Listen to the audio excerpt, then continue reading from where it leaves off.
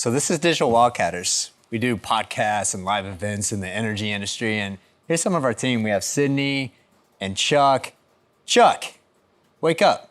This is my friend Stacy McDonald. She's coming on my podcast. Stacy, Chuck Yates. Hey, Chuck Yates. So Colin said. I know what you're feeling right now. I say my name just so you can grasp the full magnitude of the moment you're having right now. All right, Stacy, let's go record our podcast real quick. Colin, dude. What's up, man? Is she single? Chuck, what's wrong with you, brother?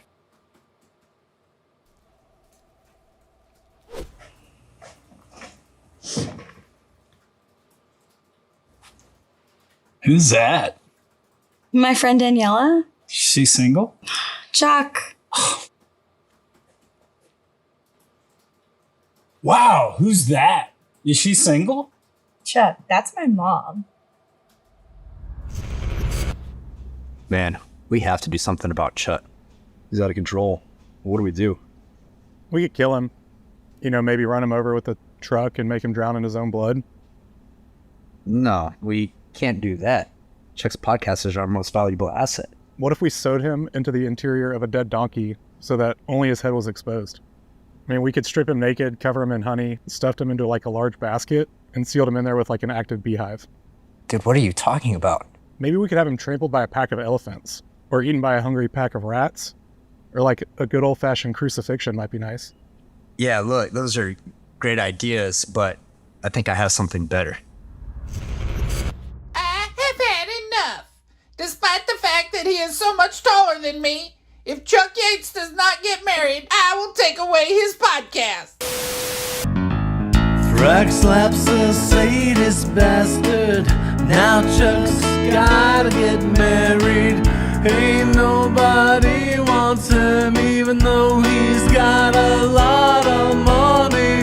If he doesn't find a bride soon, Colin's gonna tan his hide and he'll cancel his podcast for good. No! God, please, no! No! Any takers, Chuck Yates needs a wife. Hey everybody, welcome to Chuck Yates Needs a Job, the podcast. It's actually kind of sad that may be the last time I ever say that. I don't know if y'all know, but it's been a rough few years for me. My wife left me. The private equity firm I was running fired me. I used to MC the Brooch Gala, which was a charity deal for brain cancer, and they fired me as MC. My kids don't even call unless they need money. That said, I love you kids, I really do. But it's been a rough go of it. And the only thing that really has given me any joy has been my podcast. And now Colin's gonna take that away unless I go get married. So fuck it. I'm gonna go find a wife. Okay, welcome back to the Dr. Love Show, where I'm solving your romantic woes. My first guest today is Chuck Yates. You know him from Chuck Yates Needs a Job on Digital Wildcatters. And now we're talking to him today about his romantic woes. What's going on, Chuck? Oh, Dr. Love, thanks for having me on. My pleasure. So here's the deal, Dr. Love. I get divorced. Bummer. Yeah. Or maybe not, but continue. However you're looking at it, right? No, and then that was in 2017. Okay. So like 3 years later, I wind up losing my job. I got fired. Oh. Yeah. Bummer. Yeah. So it's been kind of a bad run. Yeah. And the only thing I've had that's really been cool has been my podcast. And I think it's like some good stuff and I've been really excited about it. But Colin McClellan, the CEO of Digital Wildcatters. Good man. I know Colin. He's threatened to take my podcast away unless I get married. So I'm out trying to find a wife. Why do you have to be married? What are you doing? Well, whenever somebody comes into Digital Wildcatters, particularly attractive woman, it's kind of like, hey, is she single? Okay, and that's sad. That's I've kind of sad. creeped. I think I've creeped out and crossed the line a few times. Okay, so how's dating going? Have you been going on a lot of dates? Define going on. Okay, Yeah. how about, are you at least asking women out? No, I did. So I promise you, 2 weeks ago, I was at the doctor, really cute nurse. I tried. I was, stick my chest out a little. I was trying to be funny. I was smiling. I think I had her laughing and stuff. And I asked for the number at the end, but she wouldn't go out with me. Didn't happen. No. Well, I've got good news. You've got a second chance. We've reached out to her, and she's here today. Bring out Nurse Lee, everybody. Nurse, come on in. She was nice enough to stop by the Dr. Love show. Reunited, and it feels so awkward. Yeah, thank you. I think that's how the song went. Hi, Dr. Love. Hello, welcome to the show. Yeah, good to see Not you. only are you an angel of mercy, you're easy on the eyes. So I thank you. totally understand why Thank you. Chuck Yates tried to make the move and take his shot. So tell me, why was Chuck coming to the doctor on that day? Well, Dr. Love, Chuck came in for a sinus infection. Sinus infection. Women love that. That's always a first turn on for women. So Dr. Love, Okay. I don't think the boogers were helping me much. Okay, that doesn't. But hopefully we can get past the boogers here. Okay, so he was hitting on you during the appointment? Is that what I'm picking up? I would definitely say yes. Yes. That I was feeling that type of macho energy. I'm sure that's not uncommon. You're a very attractive lady. I'm sure it happens all the time. So Well, thank you. you're welcome. And he was probably being funny. And were you fake laughing? No, just to make actually, no, he was actually very charming. He's not bad looking. him- All right. Look at that. You know, Chuck, this might happen. He was funny. And how did the appointment go? Yeah. Not very good. So Okay. it started out, we had to do some blood work. And I'm walking him through it, talking him through it. And I show him just the syringe. It wasn't even the needle. It was Not even just the yeah, syringe. just the Okay. syringe. And he completely fell and passed out. Oh, You know, not the snoring type of. First impressions are bad, and that is a horrible one. Yeah, it was pretty bad. So it took about 30 minutes to, bring him back. Oh, that's sad, I'm buddy. caressing him in a way. In the future, supportive. hold a lollipop in one hand and the syringe in the other. That usually works for guys like him. Okay. Okay, Duly so noted. he passes out. You wake him up.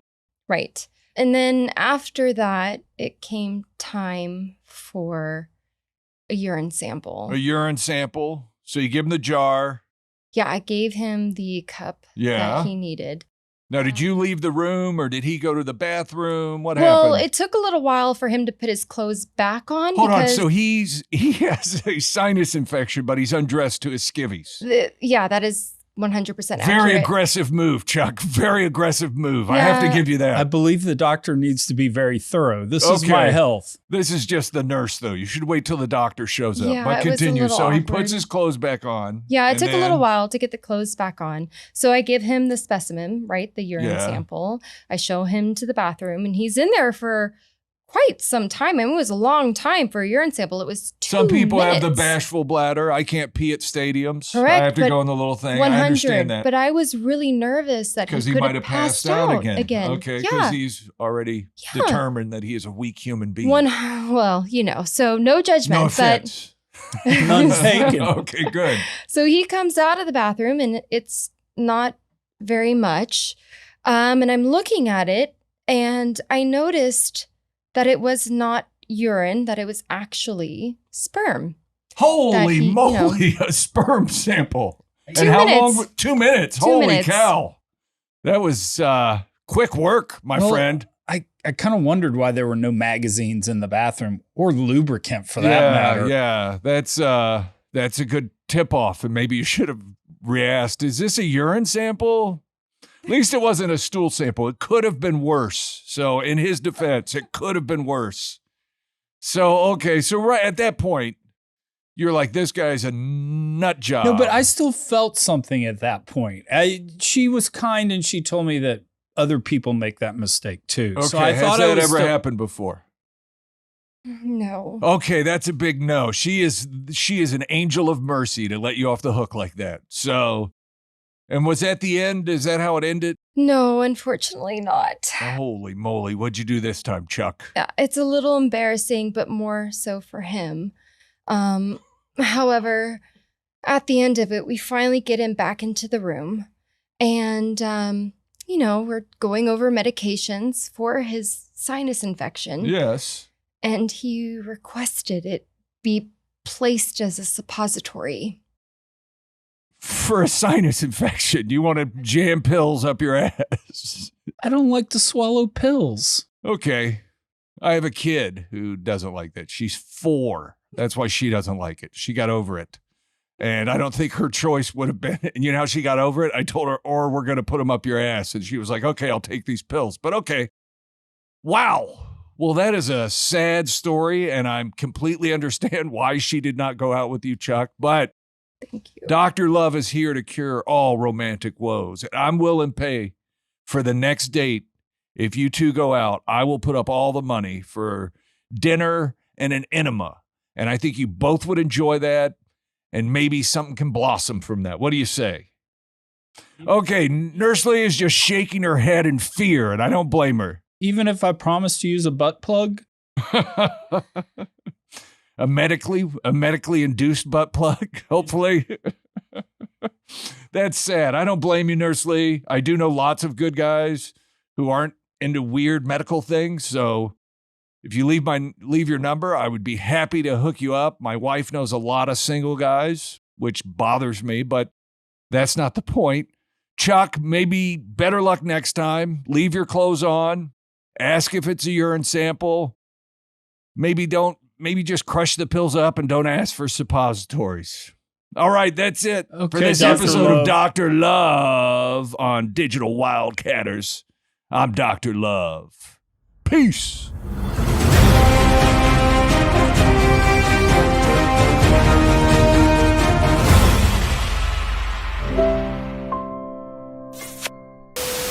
Because, we were talking about this over lunch, I mean, I really haven't had a serious girlfriend since I got divorced. I mean, I've gone out with some really cool women, but for whatever reason, it just didn't click.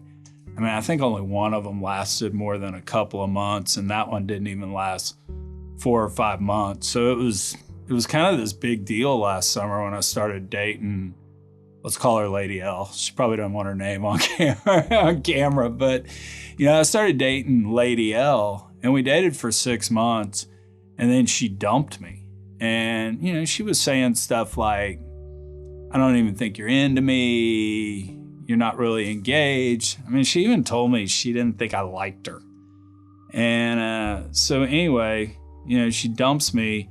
And man, December was just a mind fuck, because I was dealing with it. It was weird. It was like she dumped me and I almost didn't even feel anything, and I was like, what is wrong with me? And so, I know we've done all this funny stuff so far, but I kind of want to get real, here in the podcast and talk about it. Because, I mean, I went through a wild journey in December. There were 3 or 4 seminal moments that really helped me sort of sort through that. And so, that's what I'm trying to do with part of this podcast. And anyway, always when I want to figure out what's going on in my head, I always go hang out with my priest Patrick. We do this thing. You're going to laugh at this. And look, you're already laughing.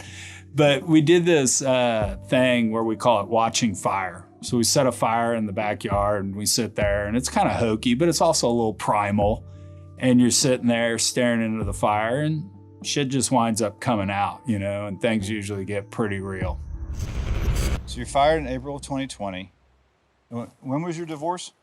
Divorce official was July of 17, but I moved out of the house in May of 15. So you went through from May of 15 until June of 2020, a 5-year loss. You went down. Yeah. You went from airplane rich, yep, and married with kids to living by yourself with COVID and possibly being only worth $81,000. Yeah, that's so depressing. The way you put it. It's a 5-year decline. Yeah, wow. Okay. That would make me depressed. Okay. There's a depression right there. I mean, some people get depressed when their beloved dog has gone on to after 15 years, and that's the only thing that happens to them. They are isolated and depressed, but they didn't have the potential. Well, they didn't lose. Like Job, you lost everything. I mean, and with not everything, but I mean, you had the potential then to have lost everything. So the thing about that is, there's a joke about investment banking that it's the art of stating the obvious with an air of discovery. I think you just investment banked me. Did I just investment bank you? Exactly. I feel well, so obviously, good about myself. you have feel lost so good. everything. I feel so good You about did myself. it with the collar. Suddenly, I like that. I seem to, I kind of do that all the time. It's kind of my day job. Exactly. And we were laughing about, like, I have a book of quotes of things that I shouldn't say, or I have said in pastoral situations that I actually probably shouldn't have said. And it's pretty bad. I mean, I say ridiculous things. But yeah, I mean, if you think about which is probably why my career is, now I'm in a backyard shooting a podcast. But I'm not really good at my job. But if you think about that amount of loss in that, and not just the amount, but just the chronic, like, just, oh my God, okay, now that. I mean, you lost your house, your beloved house. You lost what you really loved. Yeah. You lost access to your children on a regular basis, which, you love your kids. You lost a woman you love. Yeah. You loved her. No, I loved but Kim. that happened. That Probably falls still apart. do I want to come back in to that in a some way. second, because I have some new heretical thinking on that. And then suddenly you really liked working at Kane. I mean, Yeah. How long were you there? 20 years. So it's 20 years. So you lost, and how long were you married?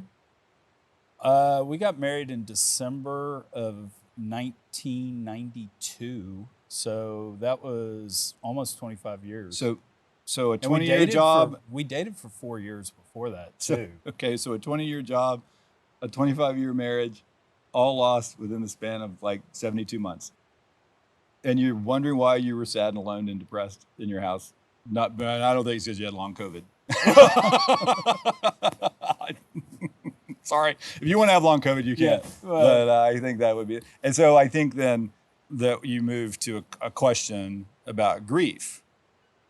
And grief has 5 specific clinical, used to call them processes, but now they call them tasks. So you are tasked with these things. They're not like get around, go through. They're not, you can't avoid. And people who try not to do them end up not doing well. So you have tasks. So the first task, probably May, whatever, of 2015, you probably were tasked with, I can't believe this is real. I can't believe that Kim has left, that my wife has left me. I can't believe that. I can't believe that I have lost my this. And then you get mad. You have to get mad because you loved that, fell apart. 25 years is a long investment. And then you get disoriented. You have to. Then you get anxious. You have to. And then the third task, which this guy named Howard Kleinbell gave me these words, is you have to reinvest your life's energy without that which is lost. You have to. You can't, you're not dead. You're not dead, Chuck. So you have to take the energy, your life's energy, and invest it again. And that's the third thing you have to do. Then the fourth thing is you begin to accept the fact that, this marriage is over. And then the fifth thing is, what you started to do, is to reach out to other people to help them, right? So you go through that, and then you go through the Kane deal, where I can't believe they threw me under the bus. I gave them 20 years of my life. I looked all this money, and then you get mad, which you did. You did get mad, and then you get disoriented and anxious, which you did, and then you have this third thing where you're like, okay, I'm smart. I have the ability to reinvest my work life without that, which is lost, which seems to be this podcast that you've done, and the retreats and the gifts that you've done. So you have all of that, and you gradually accept the fact you don't work at Kane, and you begin to reach out to others who have suffered like you've suffered. Now, in all of that, go ahead. Well, so here's what I think I did, but you obviously had the day-to-day seat, so tell me otherwise. Totally agree with that on the marriage. I mean, discombobulated. You got the calls at 3 a.m. and were kind enough to show up and all that. Did a ton of therapy. I mean, I had marriage counseling. I had a therapist. I read everything Brene Brown's ever written. I did all that. I kind of felt like I got through that, even though I mean, it was a ways to get through that. And I kind of felt like when Kane fired me that, you know, people were like, were you surprised you were fired? And I was like, no, it was Tuesday, right? I mean, they always wanted to fire me. And I felt like I handled it really well. I went out on Twitter, made fun of myself. I wrote a letter to the Wall Street Journal demanding a retraction to their story because they said I left the firm. No, I was fired, and I want you to retract that story. But so I thought I handled it well. That's why it was just so weird that kind of, you know, maybe the end of 21, beginning of 22, I just kind of got into this funk, you know? And maybe I ran on adrenaline. Well, was it the funk?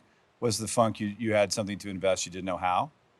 I mean, depression is always something held down. Yeah. So you have this great, and you said you felt like you were unnecessary. So it sounds like, it feels like to me then that you're having sort of like, what do I do with all this? So I started dating Lady L in late June, like, you know, and she just broke up. And her reasoning for breaking up with me is, hey, you're just not engaged. You're not being that affectionate. And quite frankly, she's right. And so a lot of like the last week has been me sitting there going, what's wrong with her? I mean, she's gorgeous. She's really cool. She's fun to be around. I mean, a partner in a professional services firm. And I'm just sitting here kind of numb to it. I don't get it. Well, there's nothing wrong with you. You're on the other side of a grief, which is natural. So there's nothing the matter. It's just working yourself out of that, because that's a great gift. Who doesn't want a beautiful, smart, amazing, fun person to be around, to fall in love with? You know, who doesn't want that? But I feel like there's something, and maybe it's that you're just like, just in the back of your mind, you're like, I don't want to hurt. And so you'll do everything you can to not hurt, which is called pain avoidance, but it seems to trip you out. I don't know. I think you should give it a shot. I mean, that's my thing. You should, no risk, no reward.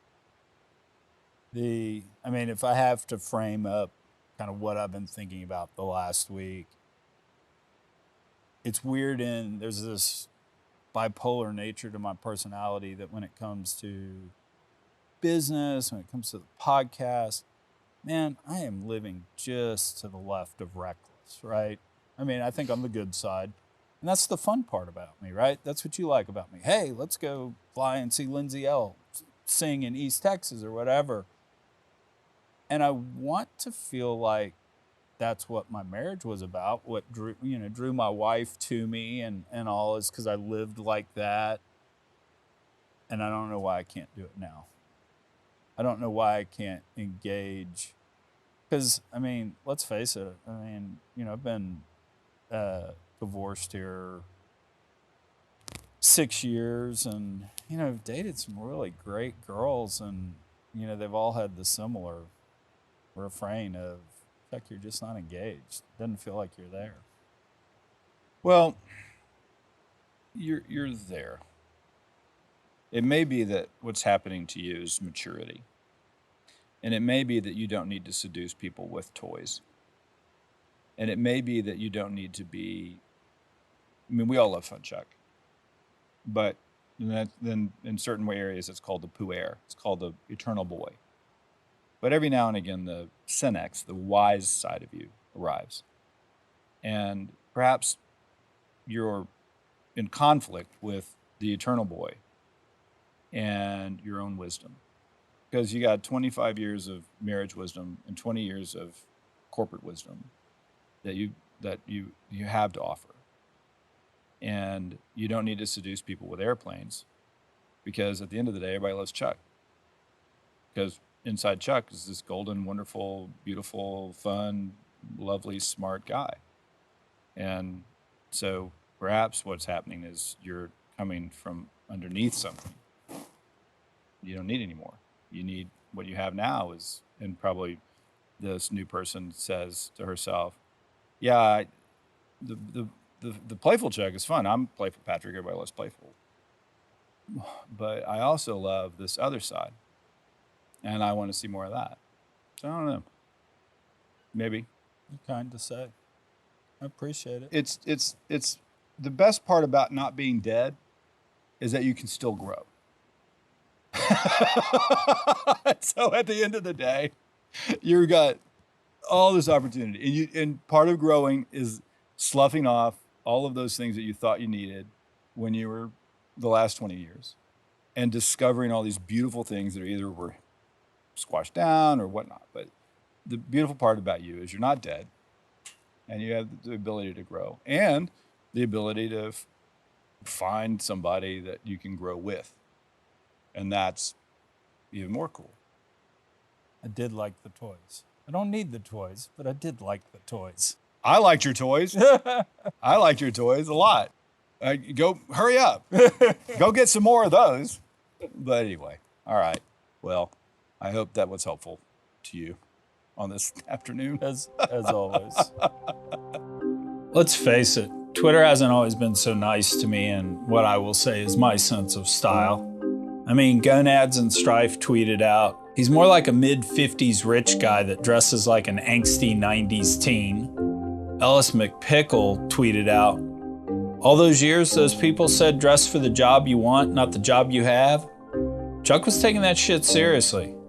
And then my dear friend Energy Cynic, been wearing my torn jeans and stumbling around the house all day in honor of Chuck Yates. Well, all right, guys, I hear you. So here's what we're gonna do. Come check out episode 2 where we do the makeover. Any takers, Chuck Yates needs a wife. Hey, you're still here? What the hell? Whatever. Here are a couple of scenes didn't make episode 1.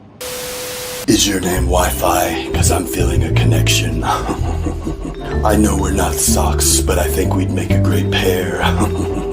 If girls were boogers, I'd pick you first. Life without you is like a broken pencil. Pointless.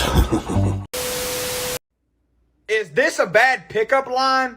Because I just used it on some girl and she told me to get the fuck away from her right now. Freeze! I'm with the FBI. The female booty inspectors. Now turn around and let me see that ass.